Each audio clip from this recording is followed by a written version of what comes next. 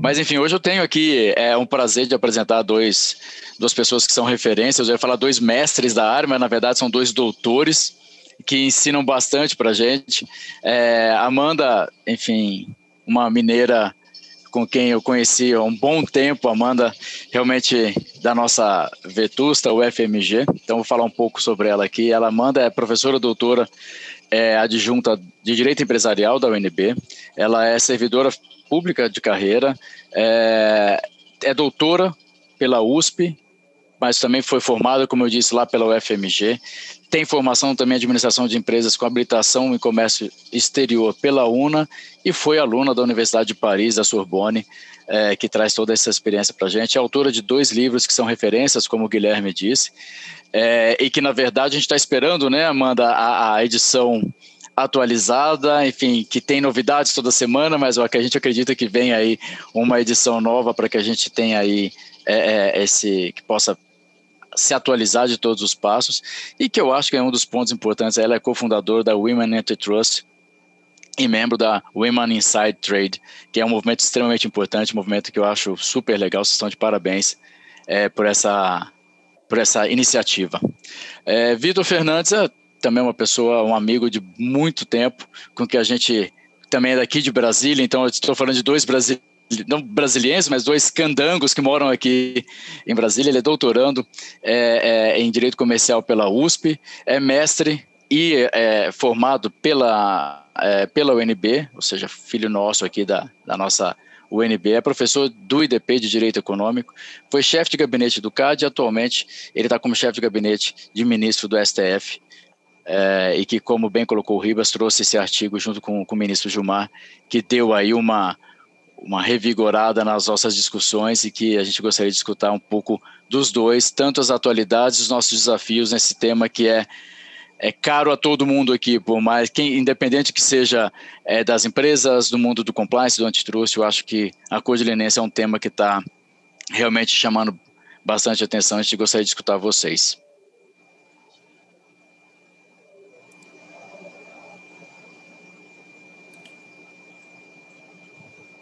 Quem vai primeiro? Eu acho que é o Vitor que vai primeiro, né, Vitor? Vitor. Bom, gente, bom dia. Primeiro eu queria agradecer ao Comitê do IBRAC, na pessoa do Dr. Guilherme Ribas, Dr. Luciano, amigos queridos de alguma data já, que eu tenho o prazer de reencontrar e me comunicar novamente.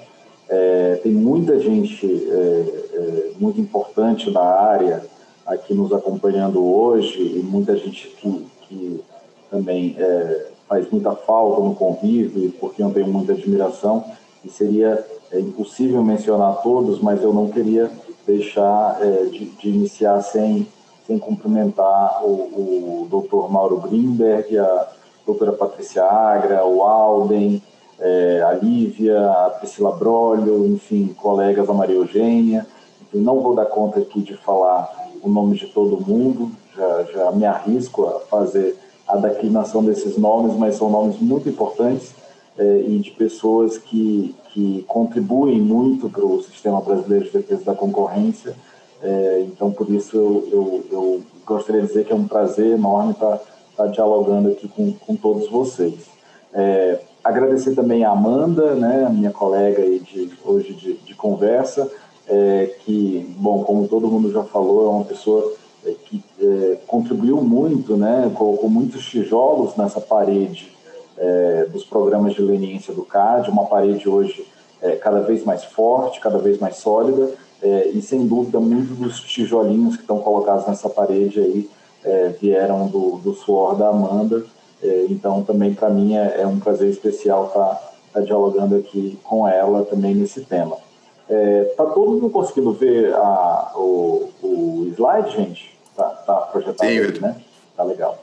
Bom, gente, na programação aqui da nossa conversa, eu combinei com a Amanda da gente tentar fazer apresentações um pouco complementares, trazendo, como o próprio nome sugere, né, atualidades e desafios, trazendo aí alguns aspectos polêmicos desse regime bastante intricado e complexo que são os acordos de leniência. E como também o próprio Ribas falou, recentemente eu publiquei aqui com o ministro Gilmar um artigo falando um pouquinho sobre os acordos de leniência, a relação entre as instituições celebrantes desses acordos, principalmente a partir da experiência recente aqui do próprio Supremo, inclusive de casos de relatoria do próprio ministro Gilmar Mendes, em que esse tema acabou aparecendo de uma forma bastante peculiar. A gente não vai conseguir entrar aqui em detalhes de todos os casos, mas tanto eu quanto a Amanda vamos pincelar um pouquinho o que foram esses importantes casos que foram decididos pelo Supremo agora no mês de abril, na realidade, né? Até quando o artigo foi escrito originalmente, o julgamento não tinha se encerrado, mas acabou que agora no mês de abril o Supremo finalmente colocou fim a essas controvérsias. Bom, eu preparei uma apresentação, gente, assim, realmente muito singela, em que eu queria tentar, de alguma maneira, trazer alguns pontos um pouco, vamos dizer assim, didáticos dos elementos que compõem cada um desses regimes jurídicos de leniência. Por uma opção, até em função da expertise desse grupo e das pessoas que atuam no CAD há tanto tempo, eu não vou falar tanto do regime de leniência do CAD, porque esse acaba que é um pouco mais conhecido da gente. Mas eu vou tentar aproveitar um pouco essa nossa experiência de CAD para mostrar o que tem de tão diferente nos outros acordos, tanto o acordo de leniência de corrupção quanto o acordo de leniência do MPF.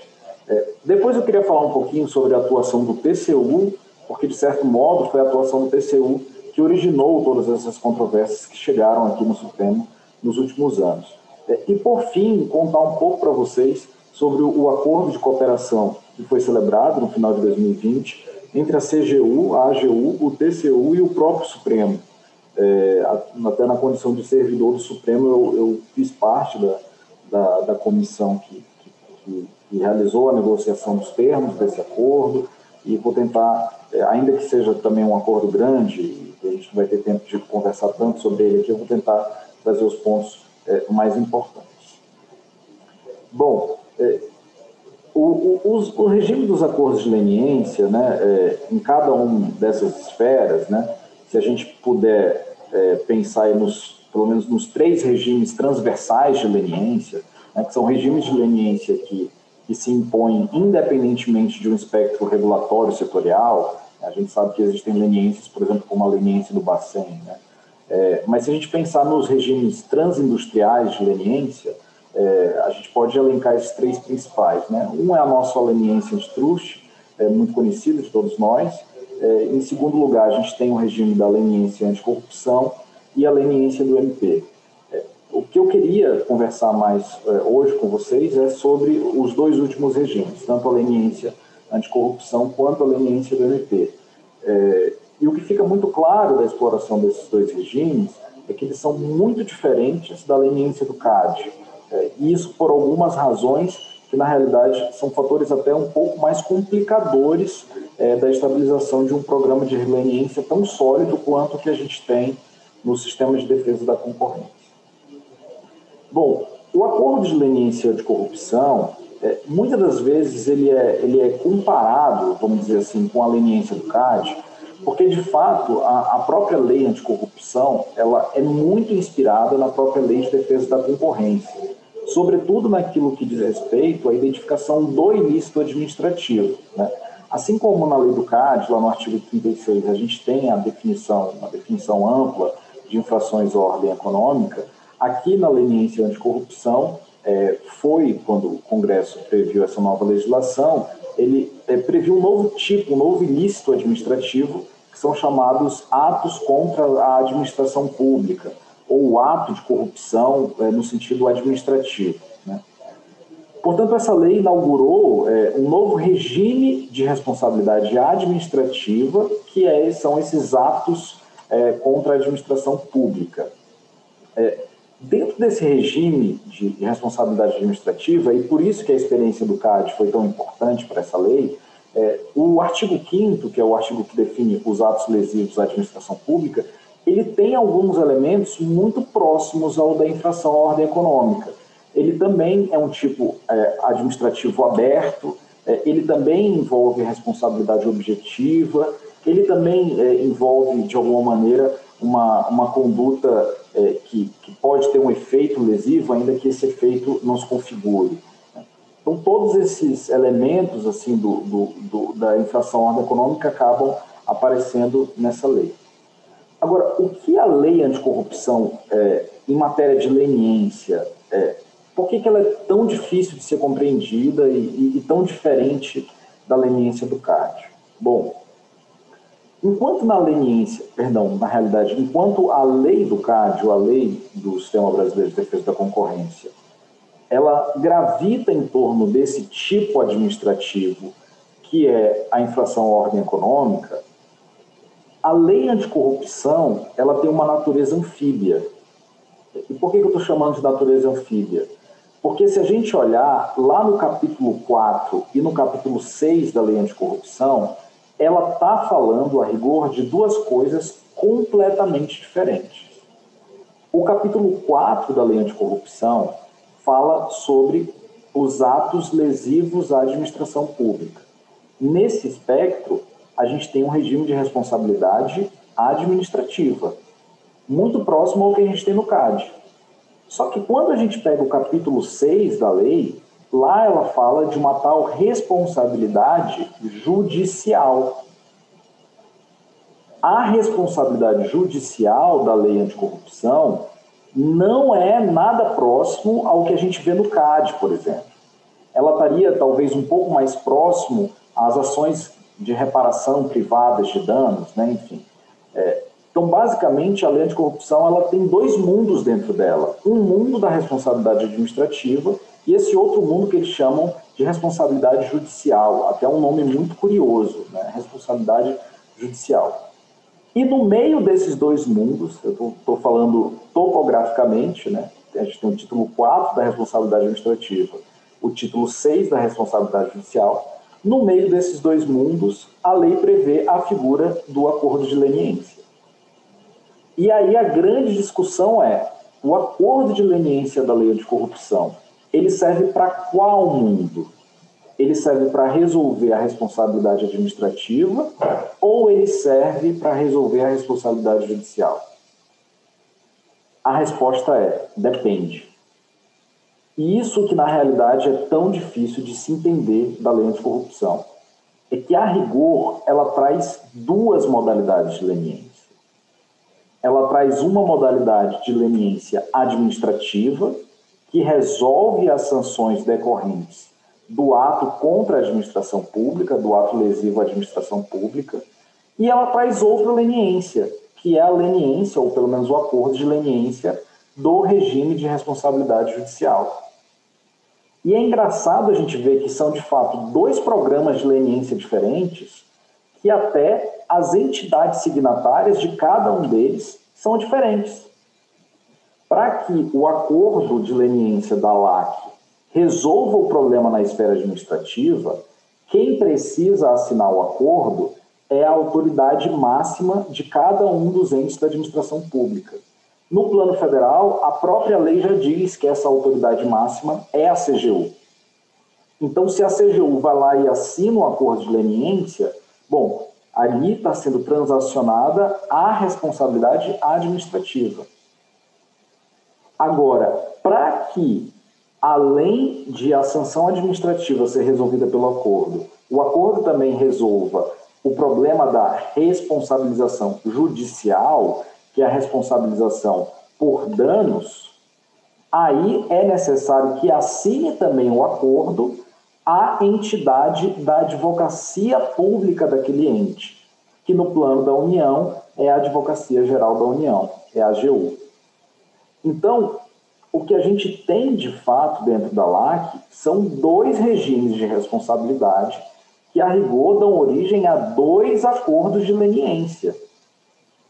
Esses acordos de leniência, eles podem eventualmente ser juntados numa só minuta, mas o que é importante compreender é que são dois regimes de leniência diferentes. Dentro da experiência institucional do sistema de aplicação da lei anticorrupção, a CGU e a AGU conseguiram, né, acho que a Amanda vai até falar melhor disso um pouquinho lá na frente, mas elas conseguiram construir uma cooperação muito frutífera. Isso por meio de uma resolução conjunta, uma resolução interministerial conjunta, que foi firmada entre as duas entidades. De modo que hoje, em 90% dos casos, a gente tem um acordo de leniência da lei anticorrupção, que é único, que é assinado tanto pela CGU quanto pela AGU no plano da União. Mas vejam, a gente está falando, do ponto de vista de direito material, de dois acordos diferentes. Um que resolve a responsabilidade administrativa, outro que resolve a responsabilidade judicial. Portanto, para que esses dois benefícios sejam alcançados, resolver multa administrativa e resolver reparação de danos na esfera judicial, é necessário que assine um acordo, CGU e AGU. Qual que é o grande problema dessa lei?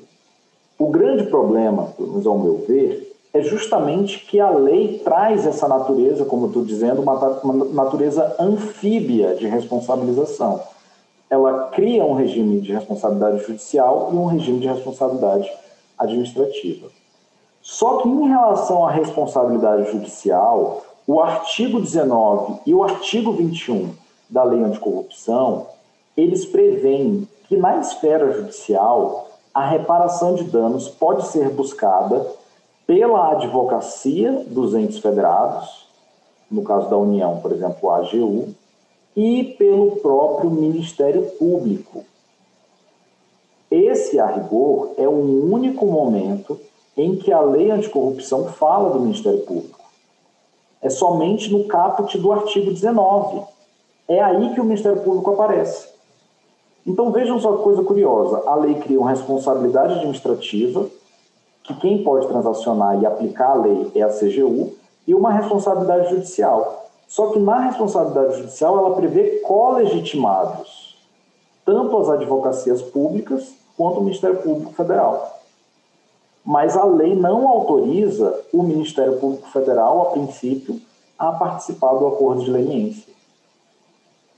Então, o que na realidade acontece na lei anticorrupção é que ela traz uma previsão de traz uma previsão de pelo menos 3 entidades que aplicam a lei e só 2 delas celebram acordo. A terceira não celebra acordo. E em relação à responsabilidade judicial, existe, vamos dizer, entre aspas, uma legitimação concorrente entre a advocacia pública e o Ministério Público Federal. Todos eles podem perseguir a reparação de danos. Como se não bastasse esse ser um grande problema, o artigo 16 da lei, ele diz o seguinte: o acordo de leniência não exime a pessoa jurídica da obrigação de reparar integralmente o dano causado. Esse dispositivo, ele gera toda a controvérsia que a gente vai falar daqui a pouco sobre os casos que chegaram até o Supremo. Mas o que é muito interessante a gente ver é que, como eu estava falando para vocês, topologicamente, a lei anticorrupção, ela prevê a responsabilidade administrativa no capítulo 4, a leniência no capítulo 5 e a responsabilidade judicial no capítulo 6. Eu estou falando para vocês, né, de uma forma mais ou menos didática, que na minha visão existem 2 leniências dentro dessa lei. A leniência administrativa e a leniência judicial. Só que lá no artigo 16, quando se diz que o acordo de leniência não exime a pessoa jurídica de reparar integralmente o dano, ao meu ver, e esse talvez seja a grande controvérsia da lei, se está falando aqui só do acordo de leniência administrativo. Porque se esse acordo de leniência está sendo assinado pela AGU, ao meu ver, o dano estaria resolvido. Ou pelo menos o dano deveria estar abarcado dentro desse acordo.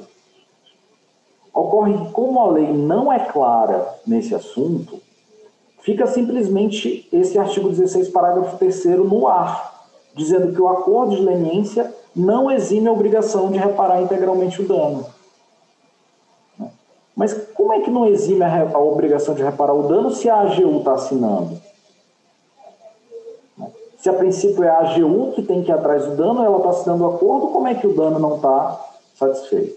Bom, esse, ao meu ver, é a principal origem dos focos de insegurança jurídica dessa lei. É justamente o artigo 16, parágrafo 3º. Né? Qual a extensão do dano que é transacionado? Isso não fica claro.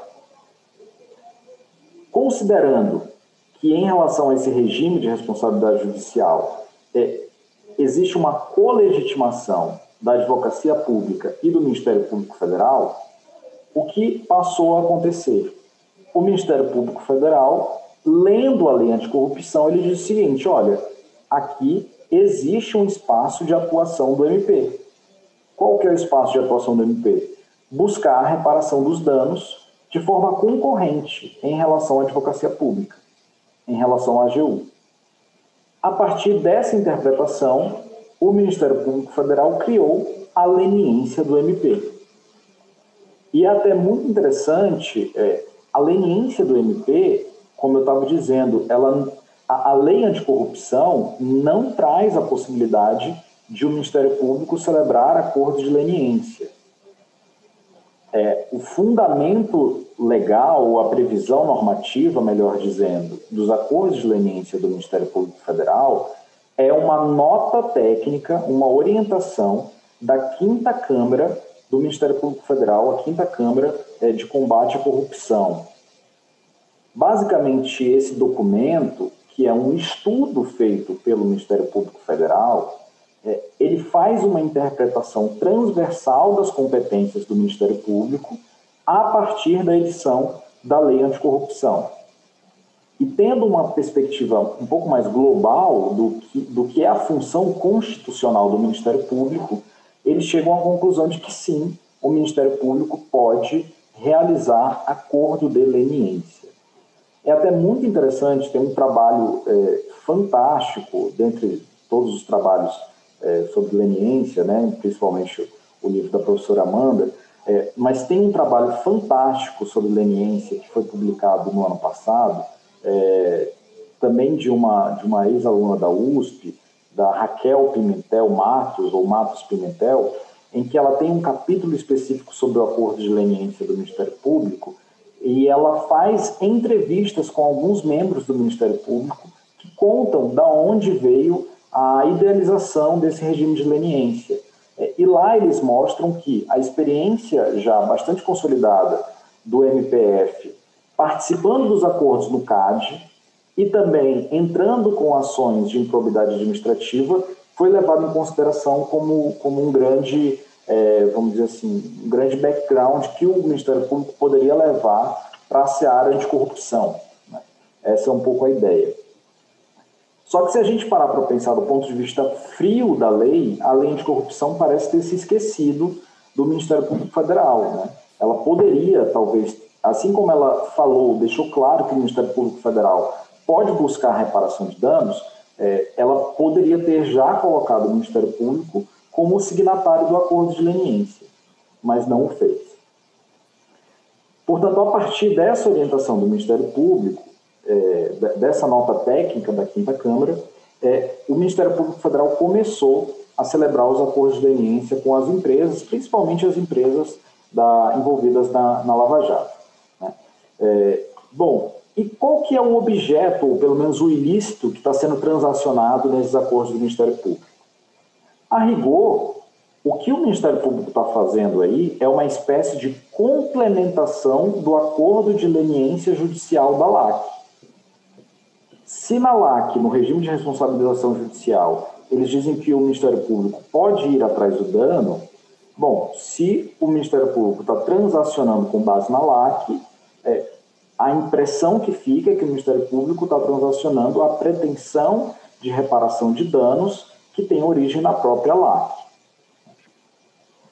Então, esse é mais ou menos o escopo, né, do acordo de leniência do MP. Um dos principais entraves a essa concepção do acordo de leniência do MP é que, de alguma maneira, a lei de improbidade administrativa, ela tinha uma cláusula vedando expressamente a transação em matéria de improbidade administrativa. Apesar disso, né, essa vedação ela caiu com a redação que foi conferida pelo pacote anticrime, né, em 2019, no final de 2019, mas é curioso a gente perceber que os primeiros acordos de leniência que são assinados pelo Ministério Público Federal, em geral, eles envolvem tanto a imunidade da reparação de danos da LAC, quanto em vários desses acordos, como, por exemplo, no acordo da Odebrecht, o Ministério Público Federal ele vai assumir a pretensão de que nas ações de improbidade seja declarada, a sentença tenha efeito meramente declaratório. Então, de alguma maneira, o acordo de leniência do Ministério Público ele estava um pouco na fronteira da negociabilidade da transação dos atos de improbidade administrativa. Bom,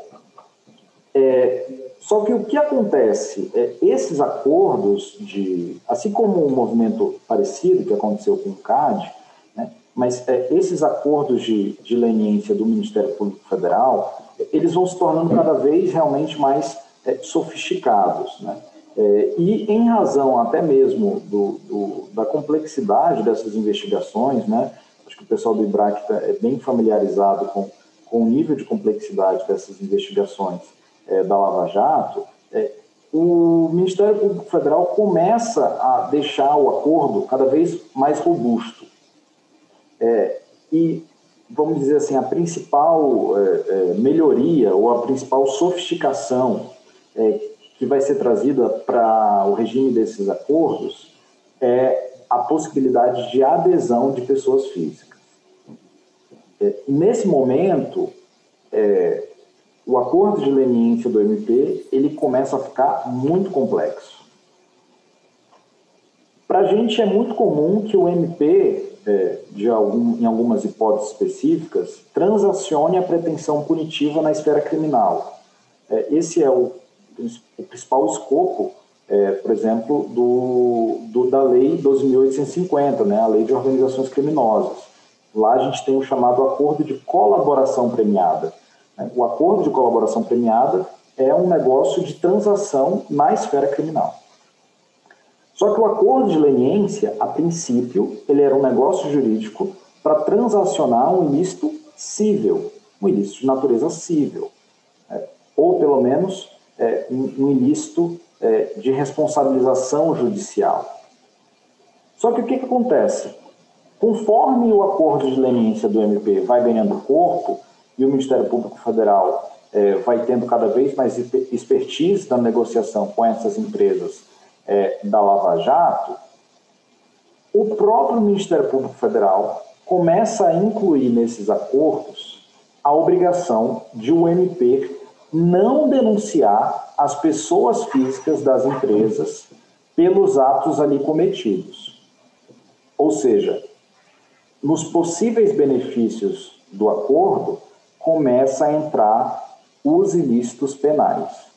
Lá no livro da Amanda, até ela traz uma expressão muito curiosa, que ela diz que o acordo de leniência do MP, até Amanda, você me corrija se eu estiver errado, mas o acordo de leniência do MP, ele começa a entrar numa zona cinzenta, né, ou uma zona de meio termo, né, porque ele não vira o acordo de colaboração premiada, mas, ao mesmo tempo, ele nitidamente extravasa o campo da responsabilidade civil ou administrativa e começa a entrar para o âmbito da responsabilidade penal.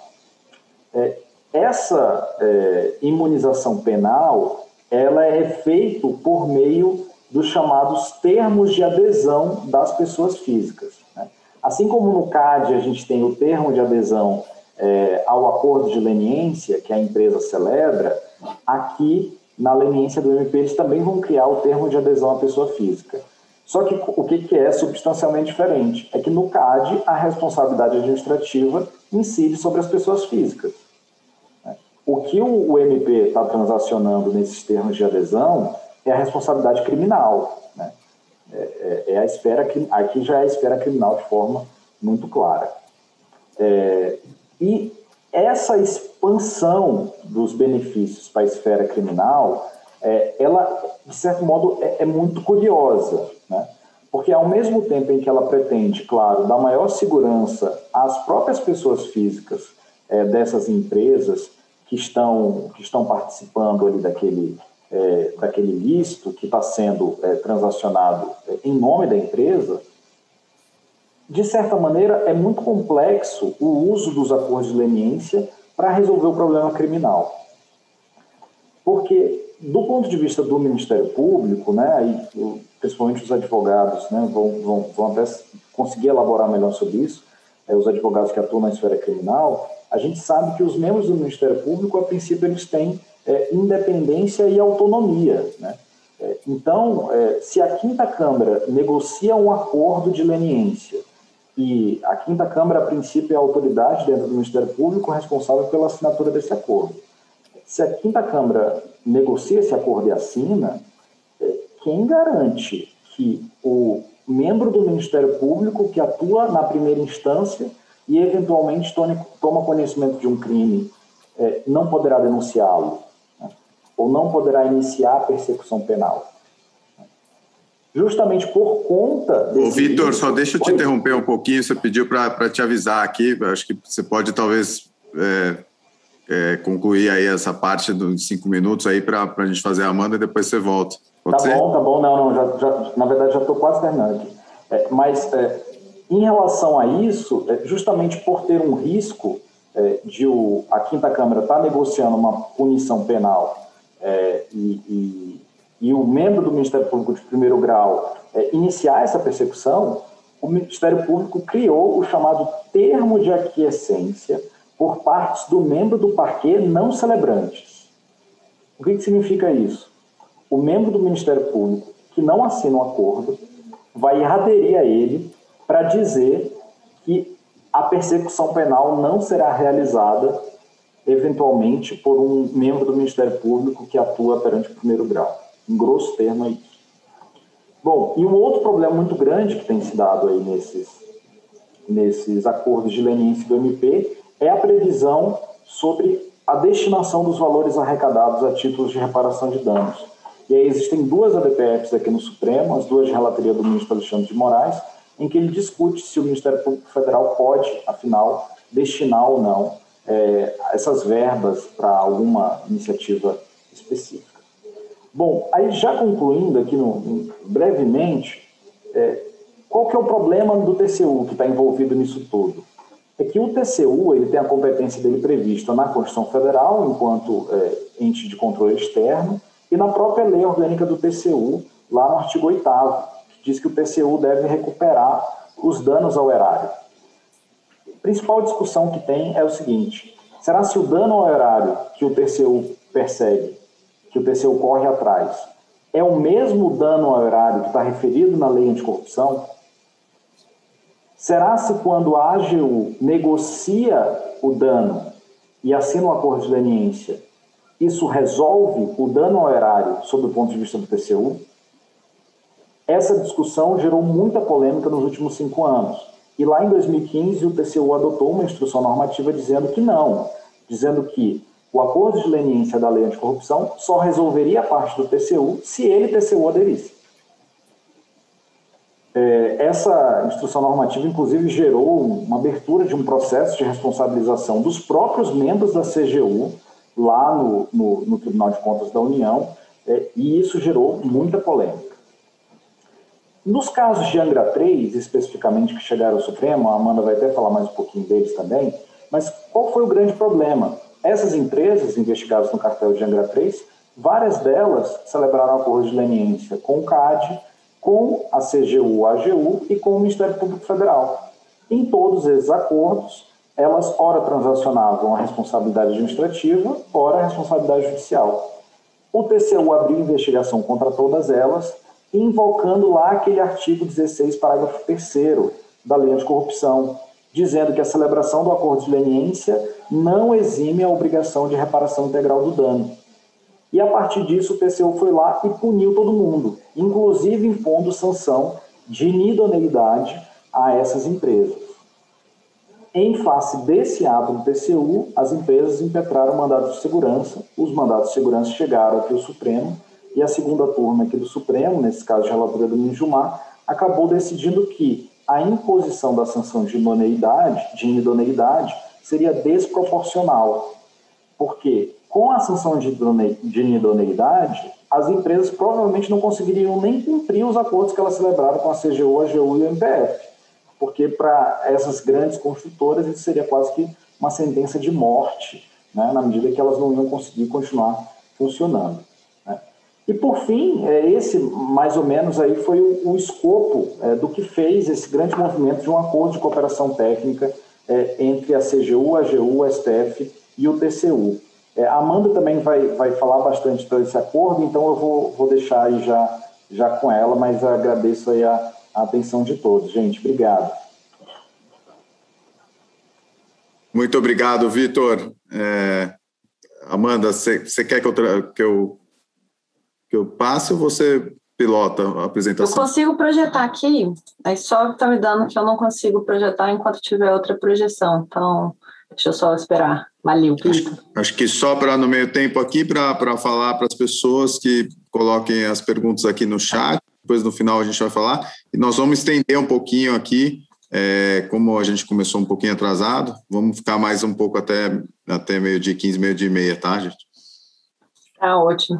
Gente, primeiro eu queria agradecer o convite do IBRAC, e eu acho que, aí, em nome do Ribas, do Luciano, é uma alegria estar aqui no evento, e eu acho que esses momentos me dão a certeza de que eu era feliz e sabia, assim, então foi muito bom o tempo de CAD, aí, ó, tantos nomes, as pessoas vão abrindo a cara, dá aquele quentinho no coração, sabe aquele momento que você fala assim, negociei leniência com eles, discuti, não concordava, tá vendo, ó, a Mariana ali de novo, aí o Zé Alexandre, várias pessoas aqui que eu via diariamente lá, eu falava, gente, concordo, discordo, e a gente vem aqui para esse momento, é muito gostoso vir aqui agora apresentar um pouco minha visão acadêmica com vocês. Como vocês sabem, né, eu atuei durante algum tempo no programa de leniência do CAD, depois eu percebi que eu poderia falar não institucionalmente, mas como pessoa, né, como Amanda, então decidi aí escrever o livro a respeito do tema, e eu fico muitíssimo honrada aqui com o fato de o professor Vitor falar aí que de algum modo foi importante ali para a compreensão dele.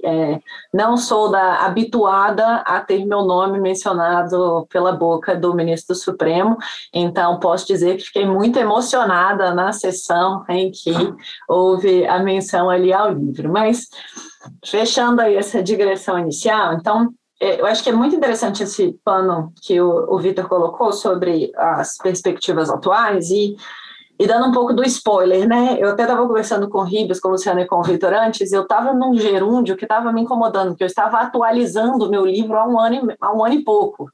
E esse gerúndio estava me irritando, e chega num determinado momento, eu falo isso com meus alunos lá na UNB, que um projeto acadêmico você não conclui, você desiste dele. Então, ontem eu enviei para a editora, ontem à noite, 10h30 da noite, eu falei, pronto, enviei para a editora a segunda versão atualizada, e aí, então, eu posso já compartilhar aqui com vocês algumas das reflexões atualizadas. O livro cresceu muito, tá aí, eu acho que com 560 páginas, então ele cresceu aí umas 170 páginas aí. Isso significa que eu refleti bastante ao longo desse último tempo, algumas delas vão estar aqui, outras a gente pode conversar em outros momentos. Vamos lá, deixa eu ver se eu vou pilotar, então, aqui a apresentação. Então, muito brevemente, os pontos 1 e 2, eles já estavam no livro anterior, então não vou mencionar, mas eu acho que é sempre importante ter um pouco em mente que a gente tem que fazer duas perguntas a respeito de um determinado programa de leniência, de um acordo de leniência. O primeiro ponto o que justifica um acordo de leniência? É uma pergunta para dentro da autoridade pública, essa. E a segunda quais são os pilares dos acordos de leniência, que é uma pergunta para fora da autoridade pública, uma pergunta voltada para o colaborador. E por que eu acho que é importante a gente ter essa visão? Porque quando a gente está discutindo, né, a necessidade ou não de um determinado programa de leniência em uma determinada instituição, se aquele acordo é ou não válido no sentido da sua validade material, se ele é interessante ou não de ser celebrado, a autoridade pública ela tem que fazer essas perguntas. Por que vai justificar eu conceder um determinado benefício ou abrir mão, portanto, de punir de algumas empresas ou pessoas físicas, né? E, então, celebrar o acordo de leniência? E, a meu ver, tem 8 justificativas. Na primeira edição do livro eu coloquei 7, que era, né, detectar práticas ilícitas, sancionar os demais infratores que não colaboram, obter provas internas diretas daqueles colaboradores, recolher verbas pecuniárias, seja diretamente, seja por meio das ações privadas de ressarcimento posteriores, né, às investigações, aumentar a eficiência, a efetividade e a alavancagem investigativa, na medida em que um acordo pode trazer outros acordos posteriormente, né, com base em mercados correlatos, é o que a gente chama, né, aqui no Antitruste das leniências plus. A gente tem a dissuasão de práticas futuras, de compliance, a cessação da infração, e o que eu trouxe de novo aí no livro, nessa última versão, é esse aprimoramento dos processos públicos, que a partir do momento em que aquela autoridade que foi alvo, né, aquele órgão público que foi alvo, aquela empresa privada que foi alvo de uma prática ilícita, ela pode, a partir daquela informação detalhada que foi trazida pelo acordo de leniência, entender exatamente como que ela foi burlada e aprimorar os seus próprios processos para poder, então, impedir outras burlas posteriores. Mas isso tudo, então, a gente vai discutir, quando a gente vai discutir um acordo de leniência anticorrupção, um acordo de leniência do CAD, um acordo de leniência do Banco Central. A autoridade ela vai virar e falar assim, então, vale a pena eu assinar esse acordo? E, a meu ver, essas 8 justificativas são aquelas que, então, embasam uma decisão de sim, devemos assinar. E uma outra questão diz respeito aos pilares do programa de leniência, ou seja, uma pergunta para fora da autoridade. Quais que são as condições necessárias que a autoridade tem que criar para que os colaboradores saiam, o que eu sempre falo, né, do quentinho da sua casa, do quentinho da sua empresa, para ir colaborar com a autoridade pública? Então, 3 são os principais pilares. Primeiro, a autoridade tem que ter um alto risco de detectar. Segundo, os riscos, uma vez detectado, ela tem que punir, tem que ter um receio, né, dessa severa punição. E o terceiro, que é a transparência, previsibilidade e segurança jurídica. E uma coisa que eu acho que é muito interessante em todas as minhas conversas com órgãos públicos, eu falo, olha, gente, o que o órgão público tem mais na mão, ele consegue mais garantir esse terceiro pilar, que é o da transparência, previsibilidade e segurança jurídica. Aqui é o tijolinho que cada um consegue colocar enquanto autoridade ali investigadora.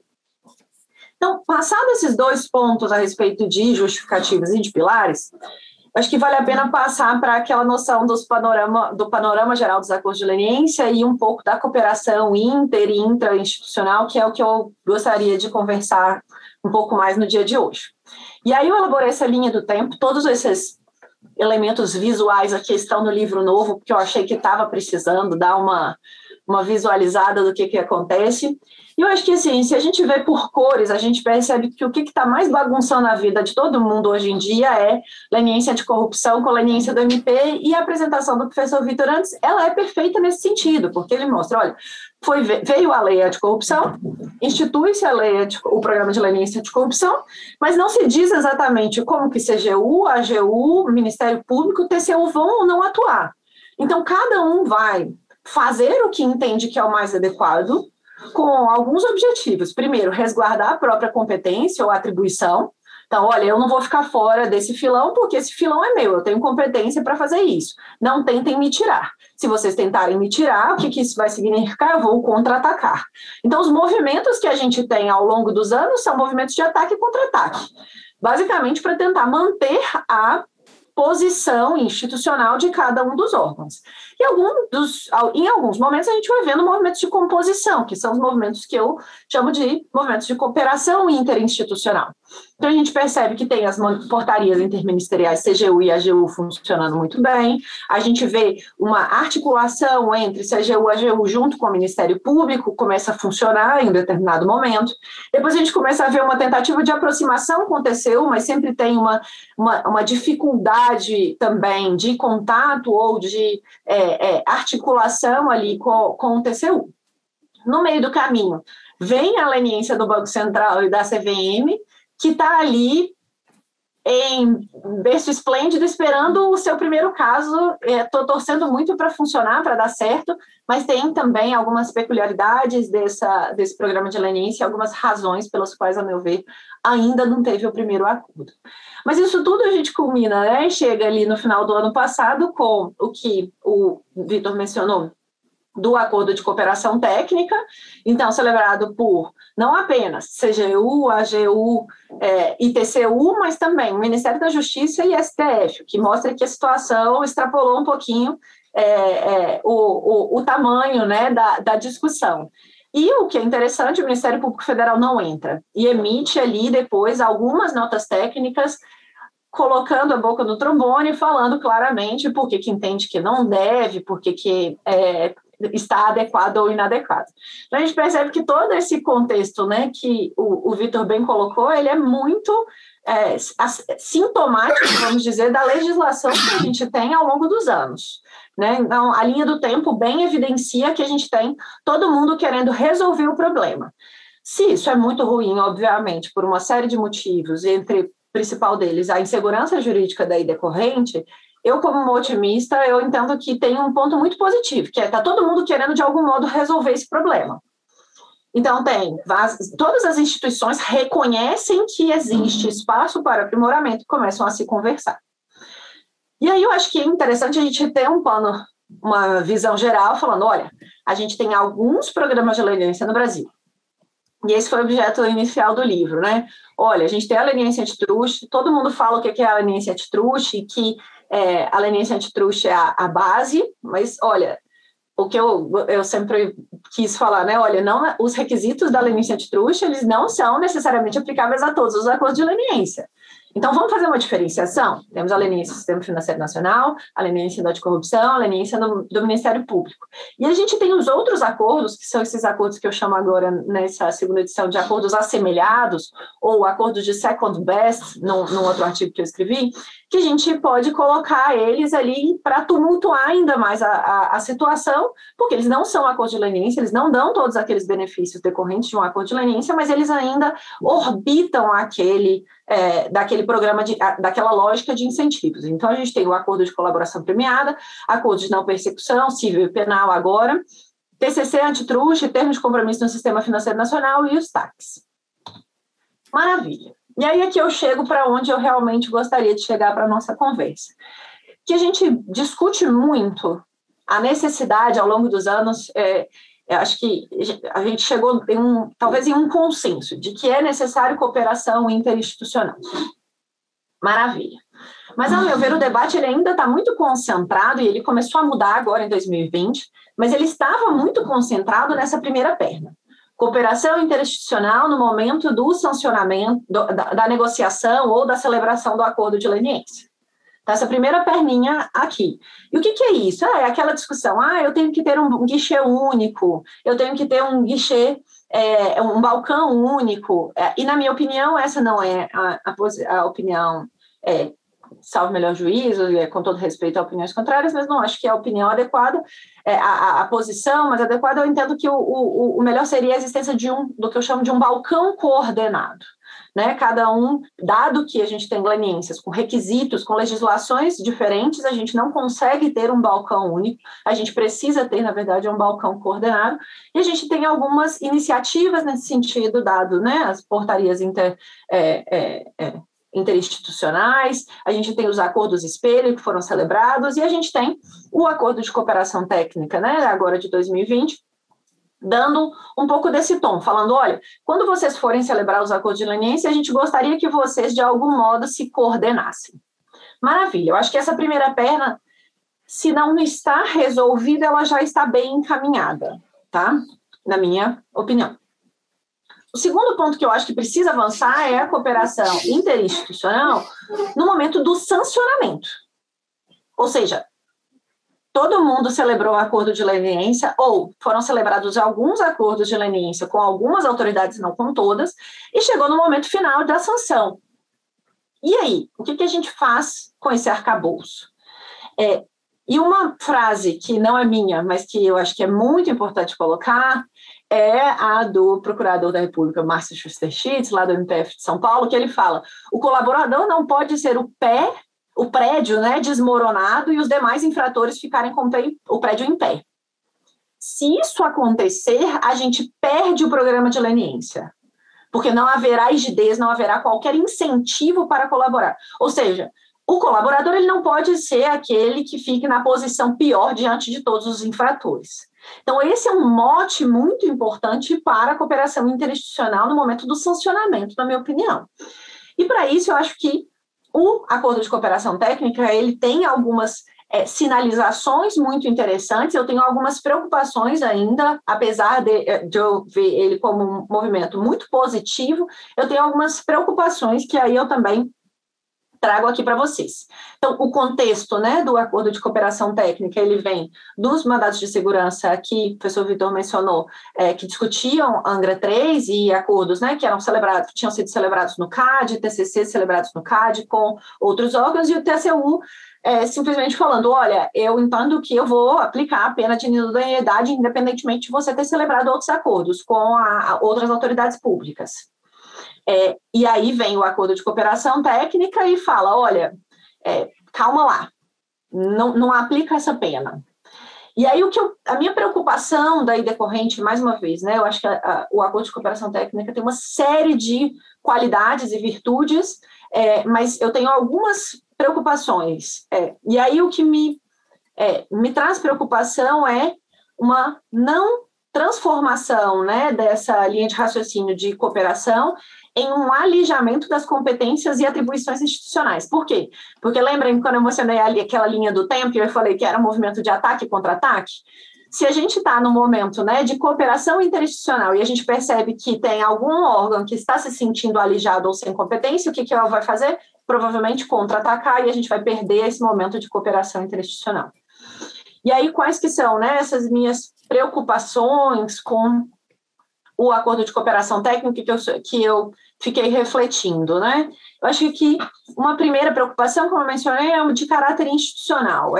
Alguns órgãos ou instituições podem dizer que elas vão perder.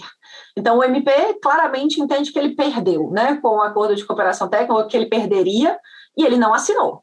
O TCU, ele assinou, mas ele claramente ali, nas disposições, ele abre mão quase que da possibilidade de aplicar a pena de idoneidade. Por quê? Porque entende que haveria essa necessidade de cooperação interinstitucional. Quais são as outras preocupações que eu tenho? Uma cooperação de caráter individual dos próprios servidores. Quem está na ponta da lança? Servidores públicos. Aqui eu vejo vários servidores públicos lá do CAD e tem vários servidores de outras instituições. No momento lá do sancionamento, poderia-se utilizar o acordo de cooperação técnica como justificativa para não aplicar determinada sanção? Ou aquele servidor público, ele, ao fazer a utilização de uma soft law como fundamento para não penalização, para não aplicação de determinada sanção, ele individualmente poderia ser responsabilizado. Uma outra questão é uma preocupação de caráter mais operacional, né? O acordo de leniência, a celebração do acordo de leniência, ela não necessariamente garante, né, o cumprimento das obrigações até o final da investigação. E aí, uma vez celebrado o acordo com o Banco Central, o TCU ele não pode nunca mais aplicar a pena, ou se uma vez for descumprido o acordo no outro órgão, ele pode voltar. Então, ele vai ter que ficar acompanhando ao longo de todos os anos? Como que vai ser esse acompanhamento ao longo da instrução processual decorrente do acordo de leniência? E, além disso, uma preocupação de caráter estratégico será que esse tipo de incentivo, né? Será que esse tipo de articulação, ele geraria talvez um incentivo ao sancionamento, né? De abstenção ao sancionamento, será que esse acordo de cooperação, ele pode ser utilizado estrategicamente pelas empresas para deixar de celebrar acordo de leniência com alguns órgãos, para apostar no futuro em se questionar, falando: olha, eu celebrei com um deles, agora você não pode aplicar a pena ao final. E eu digo isso já com base em alguns trabalhos acadêmicos que participei, de alguns mestres e doutores agora, argumentando que, uma vez celebrado como autoridade um acordo de leniência, ele poderia ser imposto perante a outra autoridade, que não poderia, de algum modo, né, aplicar as respectivas atribuições, tendo em vista a celebração anterior, justamente diante dessa lógica mais ampla de colaboração. Então, eu tenho uma preocupação de que haja uma celebração de acordos com algumas autoridades que podem ser mais fáceis para um determinado contexto específico, não necessariamente porque a autoridade seja mais leve, não, mas simplesmente porque para um determinado conjunto probatório pode ser mais fácil assinar com uma determinada autoridade e deixar as outras abertas, utilizando, portanto, quase que uma estratégia de defesa já antecipada perante os outros órgãos. E aí, como a turma da pipoca, a turma do amendoim é muito chata, só ficar criticando é muito chato, eu sempre tento ter aí uma visão pragmática, falando, então tá, então se eu estou na turma do amendoim, deixa eu entrar na arena, né, como a Brené Brown diz. Então, qual que é a minha ideia? Essa cooperação interinstitucional, a meu ver, ela deve se dar no momento do sancionamento via dosimetria da pena. A meu ver, essa alternativa ela já está disponível para as autoridades públicas. Então, isso mantém as atribuições e as competências. O TCU ele poderia deixar de aplicar a pena de inidoneidade, o CAD poderia deixar, o MP poderia eventualmente deixar de aplicar com base nas suas próprias regulamentações, colocando, né, aplicando a dosimetria da pena com base em atenuantes. Então, isso poderia já ser feito, por exemplo, com a utilização de dispositivos que já estão previstos na legislação de boa-fé do infrator. Então, basicamente, em todas as legislações que eu observei, existe esse tipo de atenuante, ou se querem ser ainda mais expresso, coloquem claramente um atenuante da pena, colaboração com outros órgãos públicos. Ponto. Então, a meu ver, essa é uma solução que existe, já está disponível e é possível de ser avançada, vamos dizer, nessa discussão. E, por fim, para fechar aqui o nosso tempo, eu acho que se essa discussão do momento do sancionamento ela já é interessante, essa da cooperação intrainstitucional, a meu ver, ela é ainda mais de ponta, que já está difícil. E aí eu acho que vocês podem me falar ainda melhor do que eu aqui academicamente dizendo. Mas eu acho que já está difícil com todo mundo aqui batendo cabeça, né? CAD, CGU, AGU, TCU, MP, Ministério da Justiça, STF. E se, dentro daquele próprio órgão, se começar a bater cabeça? A cooperação intrainstitucional, na verdade, ela é basilar, ela é primordial para que a gente tenha até mesmo a cooperação interinstitucional. Então, novos gargalos vão surgir na medida em que a gente tiver visões diferentes dentro das próprias autoridades públicas. Então, se a gente tiver uma posição da SG que for diferente da do tribunal, isso claramente pode prejudicar os pilares do programa de leniência. Se a gente tiver uma posição dos procuradores da República muito divergente da posição da Quinta Câmara, claramente isso prejudica o programa de leniência do MP. Se a gente tiver o Tribunal de Contas, conselheiros do Tribunal de Contas, convergentes com o acordo de cooperação técnica e as superintendências do TCU iniciando os seus processos de investigação em face das empresas, para que serve toda a cooperação interinstitucional? Então, a meu ver, esse pilar da cooperação intrainstitucional, ela é uma nova frente que as autoridades públicas elas têm que estar cientes para que seja possível se discutir as cooperações interinstitucionais para, obviamente, manter aqueles pilares dos programas de leniência no Brasil. Então, é isso. Com isso, eu concluo. Esse é o livro atual. Em breve, se Deus quiser, vai ser publicado, e aí eu volto a falar com você sobre isso, sobre vários outros pontos. Lembrando que tem um curso também disponível no CAD, que o CAD fez de programa de leniência, e outro disponível, e eu fico à disposição para dúvidas. Muito obrigada para debater e novos temas. Obrigada, gente. Muito legal, Amanda, brigadão. Acho que vocês dois deram um panorama super completo aqui, que a gente não vê em todo lugar sobre essas discussões, são muito ricas, um cipoal, né, de regras e instituições, E eu gostei muito a gente tinha conversado bastante aqui na preparação, né? Mas acho que essa visão didática, né, do intra-institucional e do interinstitucional, eu acho que ajuda muito a gente a refletir que ponto estamos aqui na leniência. Eu vou pedir aqui, tem duas perguntas no chat, na verdade é uma pergunta e um bloco de perguntas aqui, e eu vou pedir para os dois aqui, para o Ian e para a Poliana, para eles se manifestarem, mas eu só queria fazer um comentário breve aqui. Acho que a gente estava discutindo aqui na reunião ordinária do Comitê de Compliance e Investigações esse ponto da cooperação intra-institucional no CAD, né? A gente teve um solavanco agora ali, uma preocupação na preservação da política, na solidez da política de leniência, com uma discussão que teve recente no Tribunal do CAD sobre o cumprimento ou não de um acordo de leniência que não resultou na instauração de processo administrativo.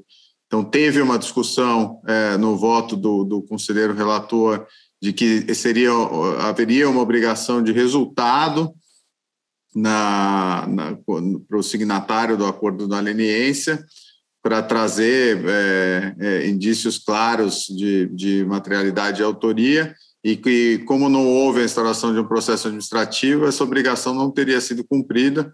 Então, teve um voto pela não aplicação dos benefícios e proibindo o signatário de celebrar acordos por 3 anos. Acho que a comunidade antitrust inteira ficou muito preocupada com essa sinalização, mas que foi revertida aí pela maioria do Tribunal do CAD, que de uma maneira bastante sólida e bastante enfática mudou o posicionamento, aplicou os benefícios da leniência e reconheceu que, no caso específico, tinha tido ampla cooperação do signatário e que cabia à autoridade, com base naquilo que foi apresentado por ele, fazer uma investigação mais robusta, e aí, então, seria um problema da autoridade que não conseguiu, na visão ali de alguns, né, não conseguiu buscar mais indícios ali da prática. Então, eu acho que só trazendo um tema aqui que vocês trouxeram, e a gente tem discutido isso aqui no Comitê de Compliance e Investigações, e depois vocês podem até falar um pouquinho sobre isso. Eu só vou pedir que o Ian aqui, que foi o primeiro a falar, não sei se ele está ouvindo a gente. Estou sim. Oi, Ian, tudo bem? Você faz aí a tua pergunta? Então, pode ser para o Vitor ou para a Amanda. Eu só queria saber se, em razão dos vícios que ele falou nos acordos de leniência promovidos pelo MP, que não tem competência para tanto, se isso não seria suprido com a adesão, ainda que a posteriori, da CGU.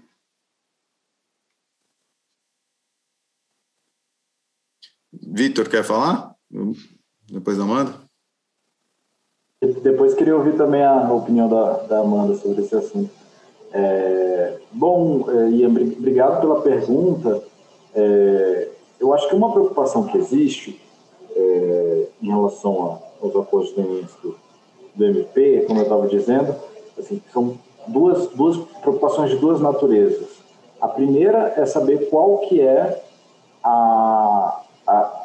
a integralidade do dano, né? Considerando que o Ministério Público, no acordo de leniência, também está negociando dano, e esse é um problema também, tanto em relação ao Ministério Público quanto à CGU. É saber se, quando o Ministério Público faz o acordo de leniência, se outra instância, como por exemplo o TCU, pode reconhecer que o dano não foi adimplido integralmente. Inclusive, nos casos de Angra 3, esse foi o grande problema, porque muitas das empresas haviam feito acordos de leniência com o Ministério Público, e foi feito, inclusive, o tal do recall dos acordos de leniência do MP, mas mesmo assim o TCU entendeu que não, que ainda havia um dano a mais a ser apurado. O outro problema, assim, né, o outro ponto um pouco mais complexo dos acordos de leniência do MP era aquilo que a gente estava falando do termo de adesão da pessoa física, que faz com que os efeitos do acordo se expandam para a seara criminal. Qual que é o grande desafio nesse aspecto? É que a competência dos membros do Ministério Público na seara criminal, ela é ancorada na noção de autonomia e independência dos membros do MP. Além disso, cada membro do MP tem a sua respectiva esfera de atuação no âmbito da delimitação da sua competência, seja em razão da matéria, seja em razão do território. Então, quando, por exemplo, uma empresa faz um termo de adesão para as pessoas físicas e quer, de certa maneira, transacionar a pretensão punitiva relacionada a todos aqueles crimes, na teoria, todos os membros do Ministério Público que têm eventual competência material e territorial para apurar aqueles crimes e para apresentar denúncia sobre aqueles crimes, todos eles teriam que aderir ao acordo. Então, não basta que a Quinta Câmara celebre o acordo. Assim, meio que quase todos os membros do MP teriam que vir junto. Inclusive, por isso que o Ministério Público criou essa figura, né, que é um pouco curiosa, do termo de adesão dos próprios membros do MP não signatários.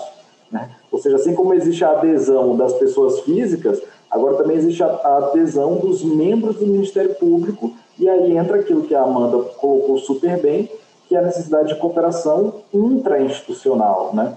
Porque se a própria Quinta Câmara celebra um acordo e um membro do Ministério Público, isso inclusive aconteceu em relação ao Ministério Público de São Paulo, salvo engano, no caso do Odebrecht, em que, mesmo depois de feito o acordo de leniência, a empresa assinou o acordo de leniência, lá o Ministério Público Estadual foi atrás do problema. Então, isso demanda esse esforço, como a Amanda bem colocou, de cooperação interinstitucional. Então, eu espero ter conseguido ajudar aí na resposta, Ian.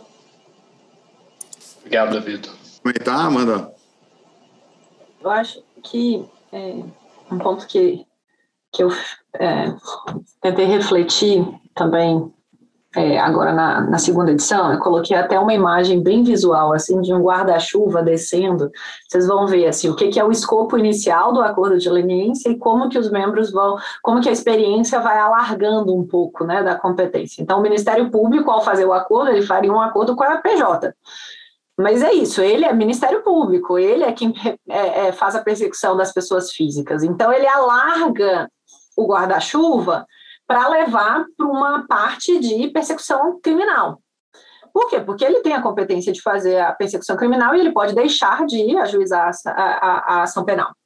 E, basicamente, o que ele faz é um compromisso de não ajuizar a ação penal, né, para aqueles que adiram ao acordo. Mas isso é feito apenas para os de baixa culpabilidade. Aquelas pessoas físicas de alta culpabilidade vão ser direcionadas aos acordos de colaboração premiada. Então, a gente tem, né, um arranjo que foi feito no Ministério Público, e o que eu achei muito interessante nessa pesquisa também recente é que o próprio TCU e a AGU têm feito isso também, têm estendido os efeitos que, a princípio, são apenas para PJ, mas eles têm estendido os efeitos também para a área civil, para pessoas físicas, tendo em vista, né, aquela lógica de que não há incentivos ao acordo de leniência anticorrupção na PJ se não tem nenhuma proteção à pessoa física, especialmente diante da natureza familiar e das empresas no Brasil. Então, eu não sei se nesse sentido eu respondo exatamente a sua pergunta, mas eu acho que as adesões, elas acabam sendo aos próprios acordos daquela própria autoridade. Então, a adesão das pessoas físicas vão dar ao acordo do próprio MP. A CGU, a AGU, o TCU, não vão aderir ao acordo de leniência do MP. Por quê? Porque eles vão falar, eu tenho uma leniência que é separada, eu posso fazer um acordo espelho. Sem problemas, eu posso fazer um acordo espelho, mas eu não vou aderir. Não é um contrato de adesão que eu vou simplesmente entrar. Por quê? Porque, mais uma vez, gente, as leis são diferentes, os regulamentos infralegais são diferentes, a atividade persecutória é diferente, a lógica de instrução do processo.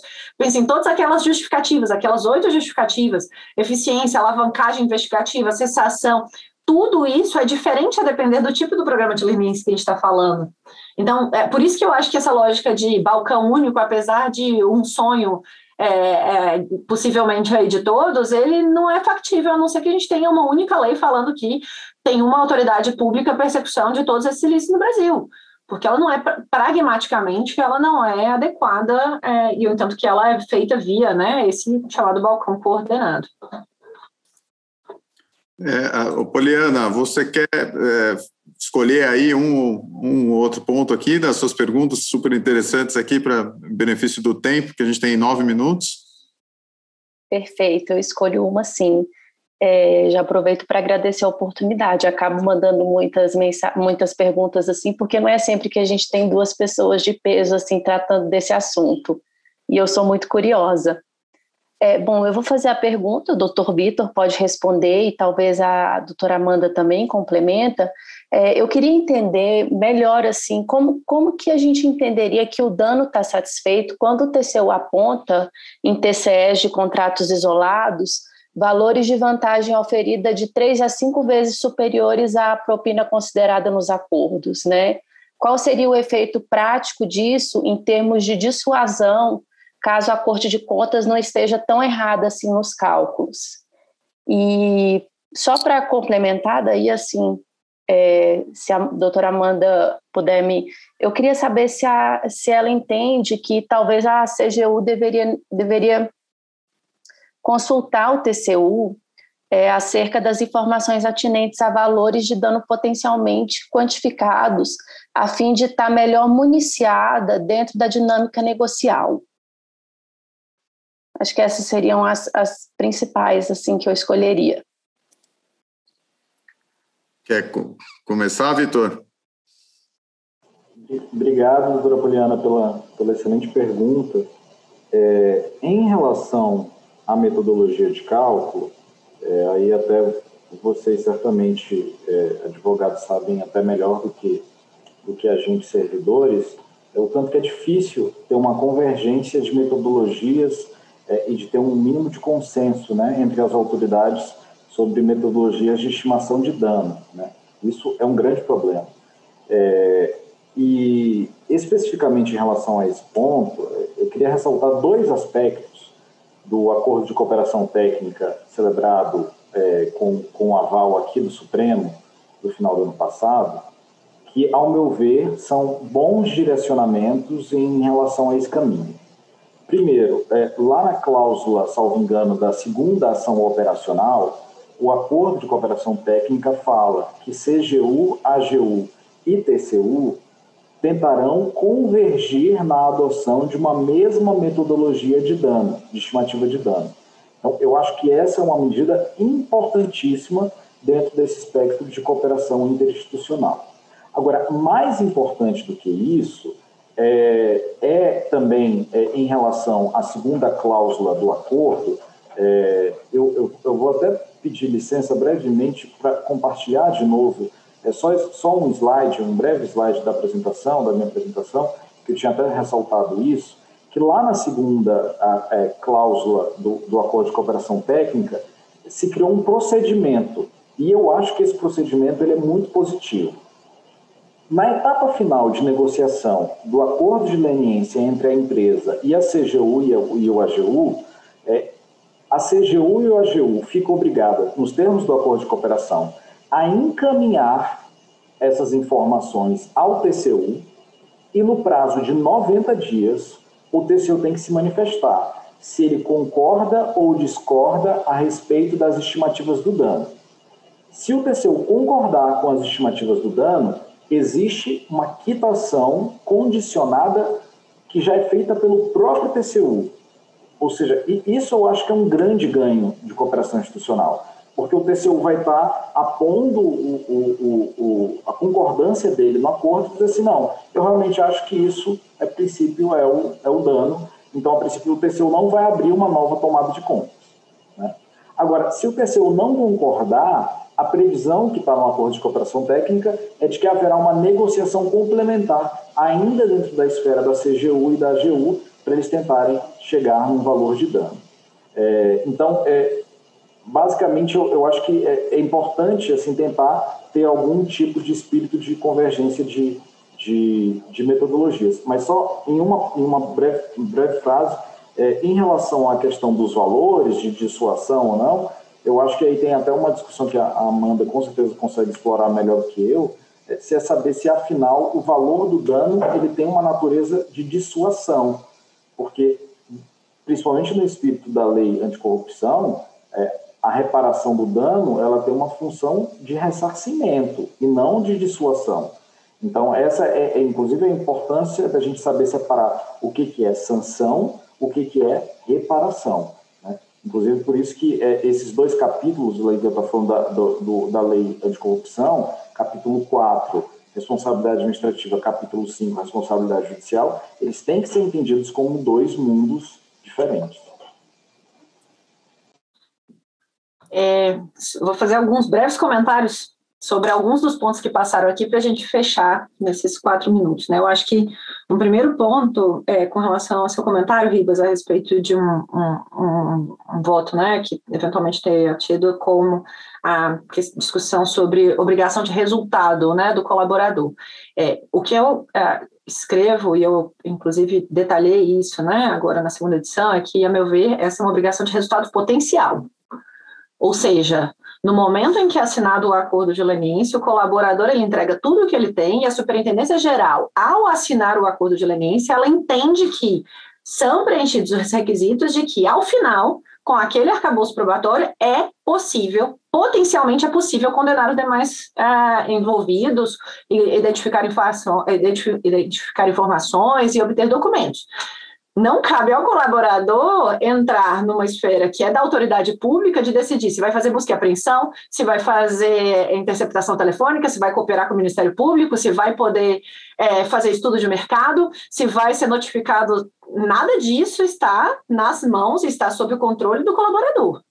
Então, se a própria Superintendência Geral, ela entende que é capaz, preenche os requisitos para assinar o acordo de leniência, a meu ver, a Superintendência Geral dá a sinalização ao tribunal de que aquele resultado potencial, ela entende que é adequado. E aí a necessidade da cooperação intrainstitucional. Porque se a gente tiver uma visão diferente do tribunal, a meu ver, essa sinalização tem que ser direcionada à SG e não ao colaborador. A superintendência, olha, para futuros casos, superintendência, eu entendo que esse arcabouço probatório não é suficiente para assinar acordo de leniência. Ponto. Atribuir isso ao colaborador, ele seria totalmente quebrar o pilar da segurança jurídica e da previsibilidade. E eu me lembro muito bem naquela evolução histórica dos programas de leniência nos Estados Unidos, em que, em algum momento, havia uma discricionariedade quanto ao quantum que era concedido de benefício. E a mudança que foi feita nos Estados Unidos foi justamente para que não houvesse essa incerteza no momento da celebração do acordo de leniência. Uma frase que sempre me marcou é que eles falam, né, o máximo de previsibilidade é a ausência de discricionariedade.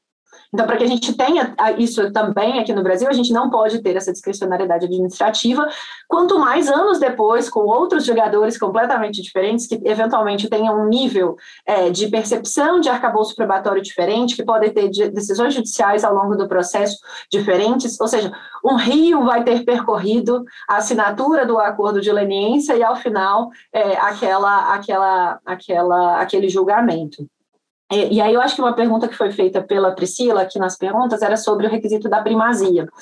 E aí eu acho que é importante essa pergunta porque a gente vê que os requisitos, existem alguns requisitos que eu chamo, são compartilhados entre todos os acordos de leniência no Brasil, e tem alguns requisitos que são específicos.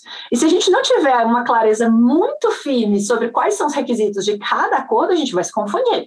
Primazia não é um requisito compartilhado por todos os acordos de leniência. Ponto.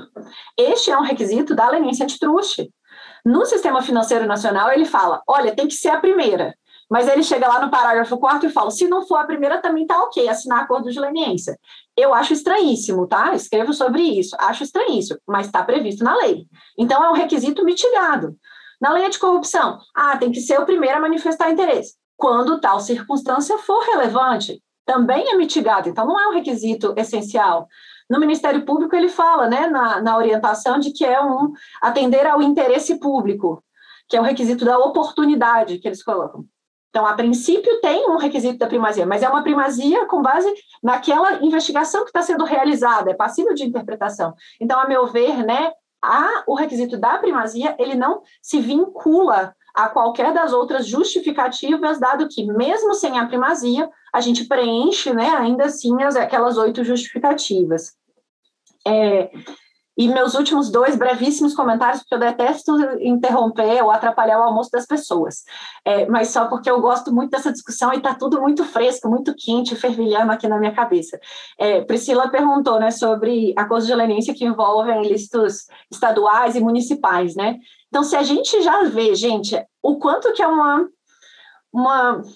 meu termo, vou usar um termo mais elegante, o quanto que é uma discussão interessante, essa multiplicidade de agências envolvidas, por exemplo, em atos de corrupção, a gente não falou em autoridade máxima no âmbito estadual, a gente não falou em autoridade máxima no âmbito municipal, autoridade máxima no judiciário, a gente não falou autoridade máxima no legislativo, a gente não falou autoridade máxima nas empresas públicas. E aí? Só complementando, Amanda, e não falamos dos ministérios públicos estaduais, né? Isso! Então, assim, a discussão, ela fica ainda mais interessante, mas eu acho que, na linha, né, que a Priscila perguntou, né, como que a gente poderia, a CGU e a AGU poderiam ter competência? Me lembra uma discussão que é uma discussão que todo mundo no CAD conhece, que é o MPF pode ou não assinar acordo de leniência quando envolve 2 estados, 3 estados. Qual que é o threshold que vai atrair a competência do MPF? Me parece muito parecido. Se envolve 2 municípios, o Estado pode assinar? Ou não, tem que trazer do mesmo jeito? E eu vi recentemente que foi celebrado o primeiro acordo de leniência no âmbito estadual, com a Procuradoria do Estado do Rio. Então, esse foi o primeiro de todos os casos que eu já vi, se eu não me engano, foi esse ano, teve o primeiro acordo de leniência estadual tendo sido celebrado.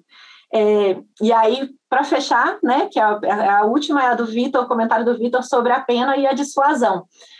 Eu claramente entendo que a pena pecuniária, ela não tem todo o caráter dissuasório necessário para uma determinada penalidade. Justamente por isso, eu estou trabalhando em parceria com algumas outras pessoas para a gente destrinchar todas as penas alternativas que estão previstas no artigo 38 da 12.529. A gente está com um livro aí sendo elaborada inciso a inciso, descrevendo toda a experiência internacional nas outras autoridades, a experiência no CAD, então uma pesquisa empírica de precedentes de 2012 a 2020 sobre a utilização de cada um dos incisos e como, né, que eles podem justamente vir a cobrir esse fator dissuasório que o Vitor bem mencionou, que não necessariamente vai vir da pena pecuniária. Acho que é isso. Amanda, super obrigado por concluir, já fechar aqui as perguntas, facilitou o meu trabalho do Luciano aqui de moderação, e nós dois, em nome aí das demais coordenadoras do comitê, a Priscila, a Maria Cecília, a Mariana, e do comitê todo, a gente agradece muito a participação de vocês. A gente podia se estender aqui pela tarde inteira. Acho que até a gente ia ter quórum, com certeza, mesmo com o almoço comprometido, porque é muito rico o que vocês estão trazendo para a gente, essas reflexões todas, e certamente vocês virão aqui sentar conosco ao longo do ano para trazer mais novidade, trazer mais bate-papo. Então, a gente queria agradecer muitíssimo, principalmente vocês estenderem aí mais 30 minutos do tempo de vocês, para ficar conosco, e também agradecer a presença de todos os membros do comitê, ao pessoal do CAD aqui, agradeço aqui ao Alden, Joyce, Augusto aqui, que são os que eu estou vendo aqui, a conselheira Paula também, que fez uma defesa muito enfática também do programa de leniência nessa votação que a gente mencionou recente, ao ex-conselheiro Paulo Bornier, também está um prazer tê-lo aqui conosco, e que também já se manifestou em votos sobre o assunto, e vale a pena ler, quem não teve a oportunidade. E desejar, então, muito sucesso no lançamento do livro. Vitor, esperamos novos artigos e decisões interessantíssimas, e esperamos todos no próximo encontro do comitê, daqui a um mês. E lembrando do curso de investigações, que na semana que vem teremos as aulas aí de negociações de acordos com o CAD, com o CGU, com o Ministério Público, e seguindo aqui a linha do que a gente comentou nesse bate-papo de hoje. Um abraço a todos.